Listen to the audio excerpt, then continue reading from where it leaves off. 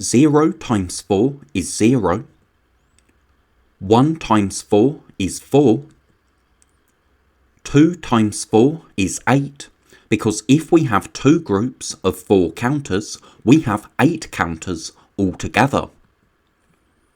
3 times 4 is 12, because if we have 3 groups of 4 counters, that gives us 12 counters. 4 times 4 is 16. 5 times 4 is 20. 6 times 4 is 24. 7 times 4 is 28. 8 times 4 is 32. 9 times 4 is 36. 10 times 4 is 40. 11 times 4 is 44. And 12 times 4 is 48.